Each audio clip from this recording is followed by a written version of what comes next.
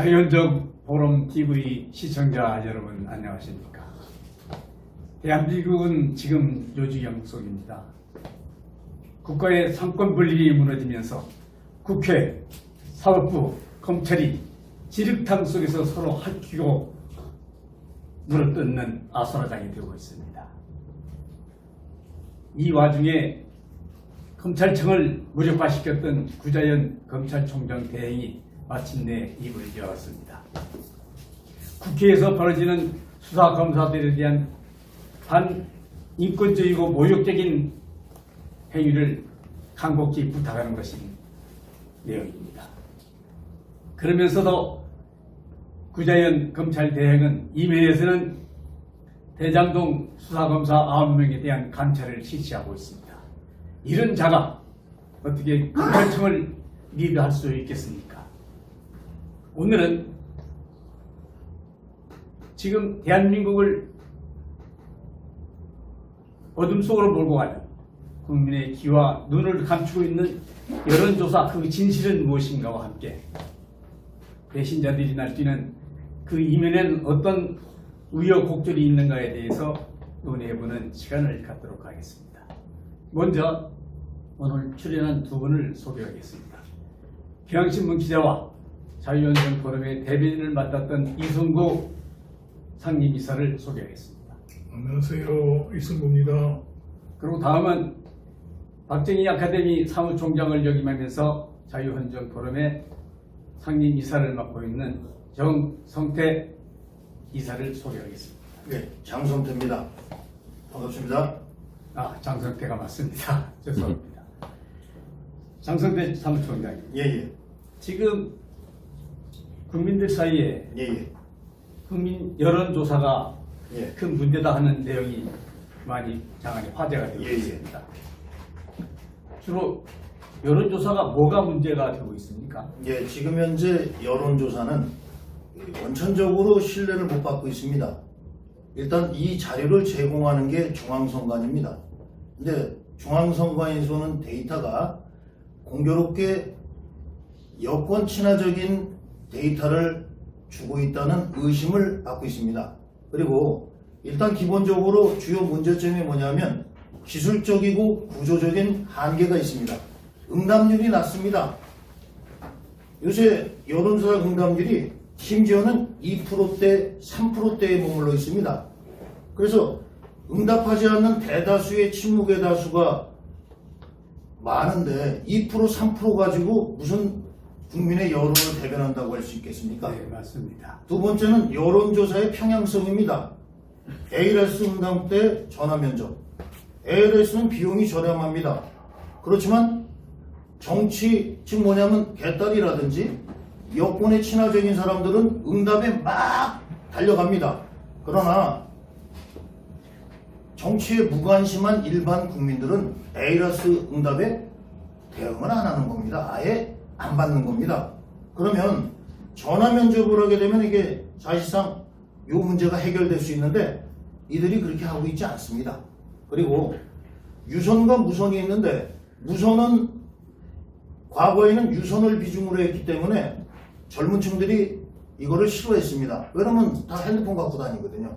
근데 무선 전화에서는 우리 젊은 층들이 아주 폭발적이거든요. 그리고 요새 무선 전화는 또 안심번호를 씁니다. 안심번호를 쓰기 때문에 이걸 충분히 할 수 있음에도 불구하고 이 연령대층의 편중성을 극복하지 못하는, 해소하지 못하는 그러한 문제점이 있습니다. 그리고 여론조사 기관이 너무 많습니다. 그리고 근데 또 하나같이 또 여권 친화적인 여론조사 기관이 너무 많습니다. 좀 그러한 문제가 있고 또 그것이 결국은 질문을 위도하고 여권에 유리한 어떠한 유도성으로 하기 때문에 이거는 특정 후보를 유리하게 하는 밴드웨건 효과가 있는 겁니다. 그 유권자를 어떠한 특정한 그 집단을 위해서 여론을 끌고 가는, 유도하는 그러한 문제점이 있습니다. 그래서 지금 현재 또 문제가 되는 것은 블랙아웃 기간입니다. 여론조사를 공표 안 하는 기간인데 그 왜 여론조사를 공표 안 합니까? 바로 그렇습니다. 이게 아주 치명적인 문제점입니다. 그래서 아니 왜 유권자의 알 권리를 침해하고 그리고 근거 없는 가짜 뉴스가 남발하고 그리고 이런 부작용이 나는데 아니 이거를 그냥 발표해버리면 되는 거 아니겠습니까? 그래서 이런 여론조사는 왜곡을 초래하고 또 국민이나 유권자의 수준이 높아졌음에도 불구하고 그 유권자의 수준에 걸맞지 않게 여론조사를 하기 때문에 특정 집단에 유리하게 하기에는 어떠한 의도가 있는 거 아니냐는 의혹을 지을 수가 없습니다. 그리고요. 예. 국민들이 지금 핸드폰이나 이 무선 전화가 도청되고 있다는 사실들을 알고 있잖아요. 예. 근데 핸드폰으로 이러한 여론조사를 부를 때 공무원 사회를 비롯해서 모든 국민들이 솔직하게 자기 의사를 반영한다고 볼 수 있겠습니까? 안심번호 제도가 있습니다. 안심번호 제도는 일단 그 문제를 해결하는데 어느 정도 도움이 되고요. 그 다음에 이건 기술적으로 극복할 수가 있습니다. 근데 이 사람들이 사실 무선 전화를 이용한 그 핸드폰 여론조사를 선호하지 않습니다. 그러면 거의 무선 전화는 젊은 층이 막대하게 많기 때문에 자기들이 불리하거든요. 그러면 아시다시피 20대, 10대, 20대, 30대는 절대적으로 야당을 지지합니다. 그렇기 때문에 이들은 무선 전화를 선호하지 않습니다. 그래서 반증이 길거리에서 조사하는 여론조사는 어떻게 나오고 있습니까? 예, 실질적으로는 압도적으로 야당이 앞서고 있습니다. 그리고 실질적으로 또 이거는 뭐 사실 공표될 수 있는지 여부는 모르겠는데 비공개니까 얘기 드리면 미국에서 정보당국에서 저희들 유권자 성향을 조사했는데 저희들 유권자들의 성향이 70%가 우익적 성향을 갖고 있다고 미국 정보당국에서 발표했습니다. 그렇군요. 예. 그러면은 제 경우도 70대 이상은 여론조사에 응할 수가 없거든요. 예. 어디 이승구 대변인 어디 여론조사를 해봤습니까? 여러 번 전화로 오는 걸 받았습니다만은 나이가 얼마입니까 했을 때 지가 몇 살입니다 얘기하면 그냥 끊어버리는 게 현실입니다. 제 기억에 한 번도 제가 솔직하게 얘기한 걸 갖다가 저쪽에서 받아들이는 걸 본 적이 없습니다. 예. 장성태 예. 총장님께 다시 한번 예. 얘기를 해보겠습니다. 이러한 국민들이 신뢰를 얻지 않는 여론조사가 계속되는 이유와 예. 지금 이번 지방선거와 어떤 관계가 있으며 또 예. 지방선거에서 노리는 개헌 문제 등 어떤 연관성이 있다고 보십니까? 이거는 사실상 그 의혹을 받을 수밖에 없는 게요. 어떤 특정 집단의 이익을 위해서 지금 밴드웨건과 그러니까 여론을 이렇게 형성을 해서 주입을 시키는 것 같습니다. 야, 너희들 이렇게 국민 여론이 이런 거야. 알았지?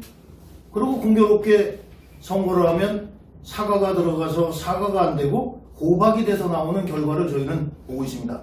사전투표라는 이상한 제도에서 저희들이 그 깜깜이 같은 그 기간 동안에 들어갔다 오면 여러 얘기가 있습니다. 사과가 사과로 나와야 되는데 호박이 돼서 나오는, 그리고 그 결과가 본투표와 너무 다른, 그래서 이게 여론조사가 중앙선관위에서 이런 것을 사전에 정리작업해서 국민들한테 쇠뇌시키고 그 다음에 그 나온 결과를 미리 도출시켜 놓기 위해서 쓰는 방식 아니라는 심각한 의혹을 받고 있습니다. 네.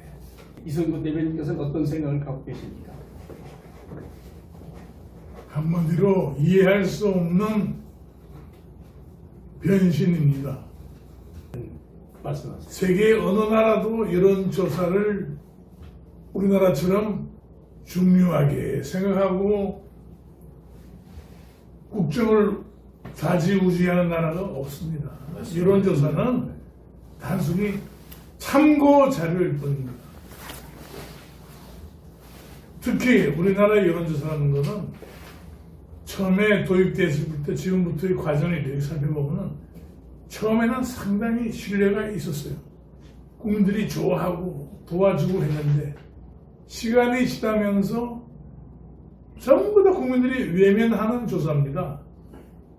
누가 국민들이 여론조사 전화를 받고 솔직하게 얘기를 합니까? 다 웃습니다.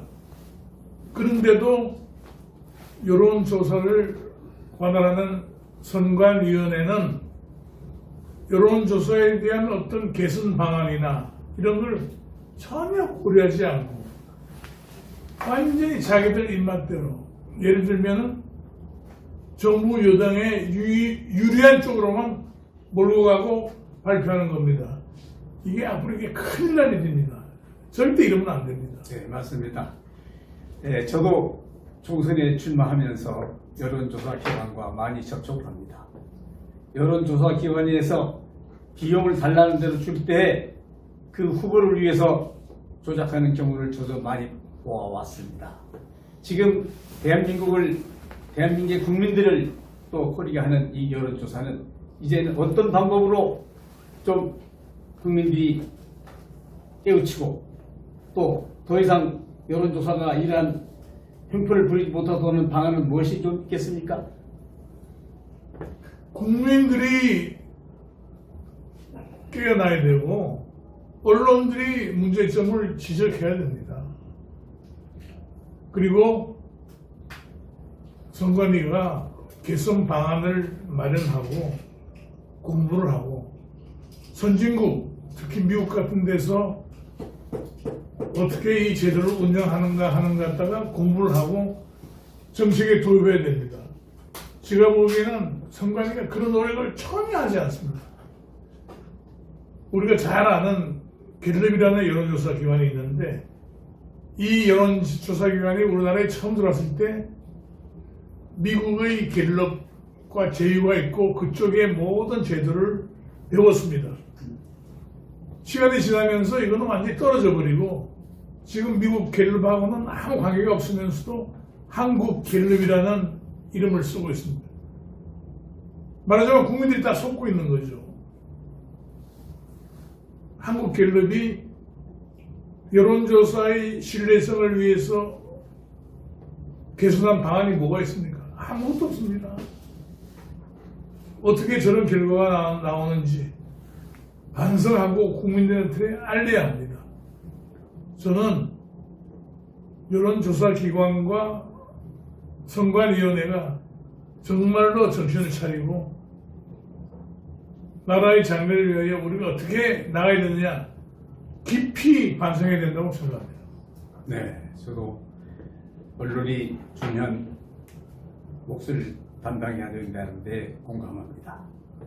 대한민국 언론이 지금 국민의 귀와 눈을 가리고 있는 여론조사에 대한 진실성, 무엇이 문제인가에 대해서 국민들한테 소상히 알림으로써 이 여론조사의 아마 흑막도 가려질 것이라 그렇게 생각됩니다. 국민 여러분, 지금 대한민국을 부정의 그 늪으로 몰고 가고 있는 큰 역할을 하는 것이 바로 여론조사입니다. 이 여론조사가 왜 국민들한테 해독을 끼치는 악의축이 되고 있는가를 우리 깊이 깨달아야 될 것 같습니다. 여기에는 언론의 책임 또한 크다고 생각됩니다. 네, 장시간 수고 많으셨습니다.